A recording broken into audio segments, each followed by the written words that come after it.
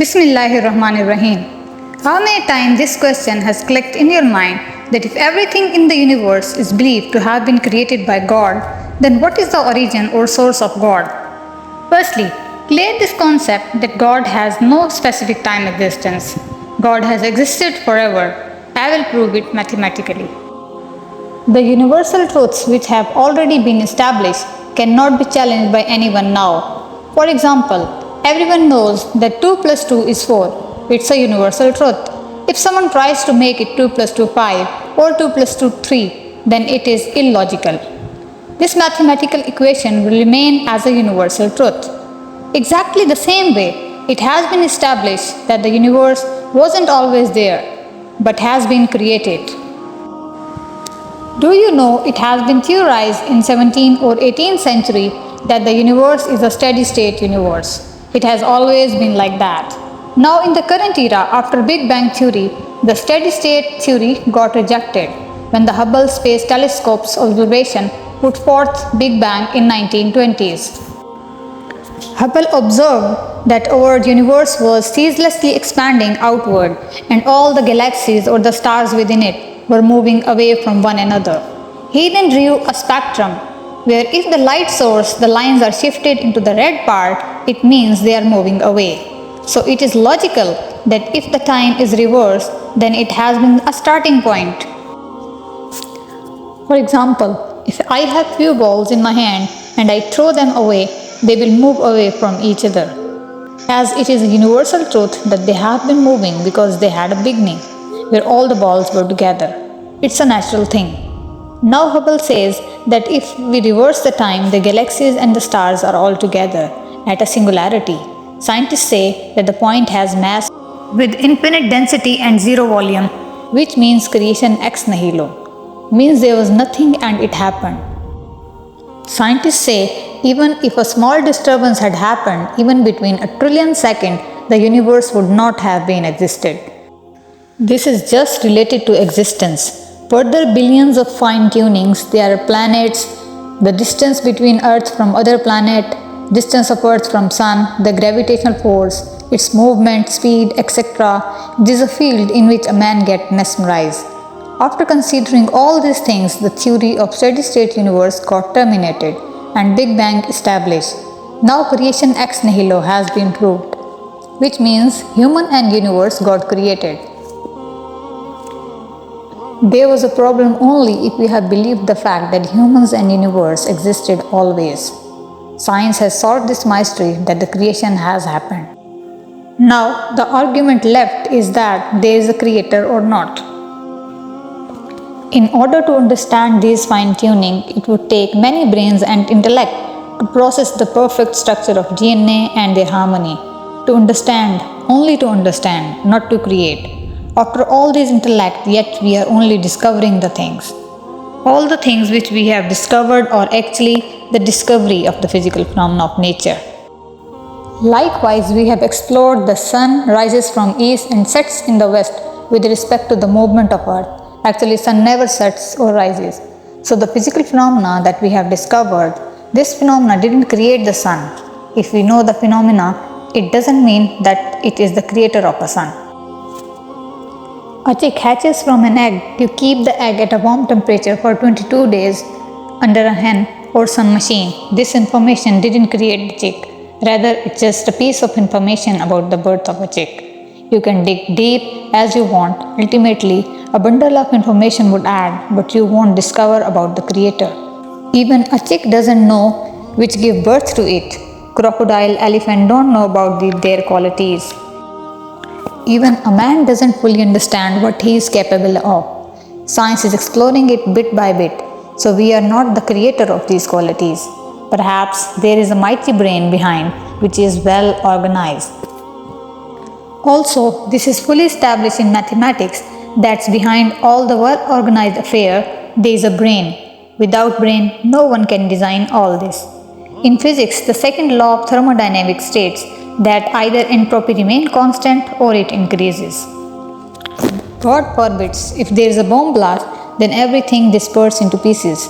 After this, no force on earth which can arrange it back into this form. This is called entropy. Either this disturbance will remain same or will increase. It won't return back into its original form unless some mind do not intervene. Everything damages after the blast, but it takes budget, brain and effort to rebuild it. Then it will be organized. It means to form an order we need a brain. To create disorder it takes nothing. After a disorder, it takes intellect and brain to form an order again. Which disorder or Big Bang is this? A small explosion never organizes the thing, rather it makes everything worse. And such a huge explosion, which is a Big Bang, forms such an order that there are 2 million species on planet Earth. Even if you spend your whole life studying just one species, you won't be able to cover all its habits. Leave this discussion behind. How it was created. This is a never-ending series, so the mighty brain is established. Now, next step about the brain. Richard Dawkins says in the God Delusion about Fred Hall's statement, who is an English astronomer. He said the creation of a man without a creator is more complex phenomena than claiming that Boeing 747 was made from scrap. Not even a madman would believe this. Even such a thing about a ballpoint, no one would believe it that it has existed on its own. He said a man is more complex than these things. Do you think it has been created without any brain? Do you know how Richard Dawkins answered this?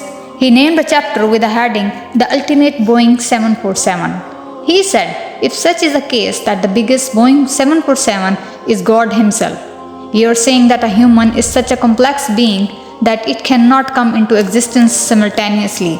So the creator of it is ultimate complex, the ultimate Boeing 747.